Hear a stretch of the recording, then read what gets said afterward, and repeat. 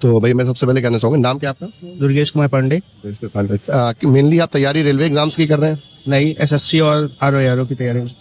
तो मैं बात करूं कि जैसे कि आज आप एग्जाम देने गए, तो जैसे जो सिलेबस था इसका, जैसे इसमें दिया गया था रीडिंग कॉम्प्रिहेंशन, मैथ और आपका रीजनिंग का लेवल, मतलब और क्वेश्चंस का जो टाइप थे वो वैसे ही थे या कुछ अलग दिखा?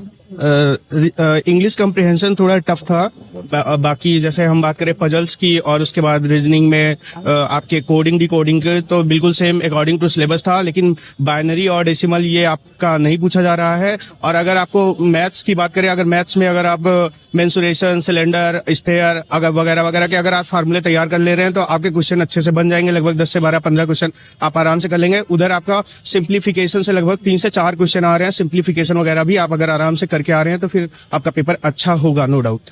और जैसे मैं बात करूं डीआई और डीएस को लेकर के, डाटा अरेंजमेंट जो था, तो उसमें किस तरीके से क्वेश्चन कुछ मिले? डीआई के बिल्कुल नॉर्मल क्वेश्चन आ रहे हैं। आप डाटा को देखेंगे तो डाटा को रिप्रेजेंट करना, ज्यादा से ज्यादा उनका एवरेज निकालना है। एवरेज के लगभग 10 से 12 क्वेश्चन आ रहे हैं। तो एवरेज डीआई का निकालने के लिए आपको बस एवरेज एक बार देख के आना है। पाई चार्ट, बार ग्राफ, अगर आप इन चीजों को करके आ रहे हैं तो आपका पेपर नो डाउट अच्छा जाएगा। जैसे इसमें स्पेटर प्लॉट लिखा हुआ था और कर्व डिस्ट्रीब्यूशन लिखा था, उस टाइप की कुछ डीआई देखने को मिली? हाँ, मिला है। 2 क्वेश्चन आए हुए थे। और जैसे कि बात करें probability, permutation, combination, data arrangement, इनसे डाटा अरेंजमेंट से तो उतने क्वेश्चन नहीं दिखाई पड़े, लेकिन प्रोबेबिलिटी के 1 से 2 क्वेश्चन आ रहे हैं पेपर में। 2 क्वेश्चन पूछे जा रहे हैं। और जैसे कि डाटा सफिशिएंसी इसमें अलग से दिया गया था, डीएस, तो डीएस के कोई क्वेश्चन दिखे?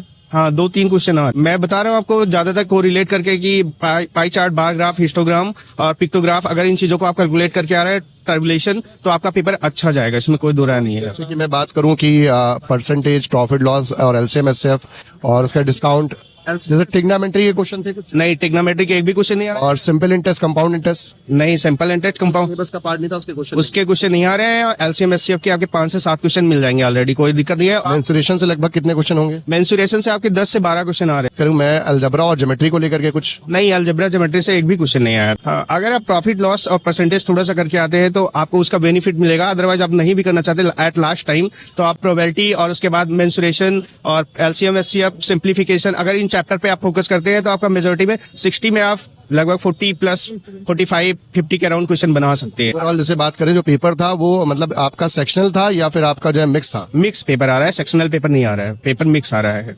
और जैसे मैं बात करूं डीआई जो दी थी, एक डीआई पे एक ही क्वेश्चन था या एक डीआई पे एक से ज्यादा क्वेश्चन दिए गए? डीआई पे अमूमन एक डीआई पे एक ही क्वेश्चन पूछा जा रहा है। एक क्वेश्चन है, बल्कि पैसेज पे आपके 5-5 क्वेश्चन बन के आ रहे हैं। उसमें भी पैसेज का थोड़ा सा थीम आपको पढ़ के आना है, उसका मेन सेंट्रल आइडिया क्या होता है। अगर इन चीजों को देख लेते हैं तो पूरा पेपर आपका एनालाइज हो जाएगा। ओवरऑल बात करें तो कितना आपने अटेम्प्ट किया? मैंने 83 अटेम्प्ट किया है। चलो कोई नहीं, ऑल द बेस्ट, पेपर आगे के लिए बढ़िया हो।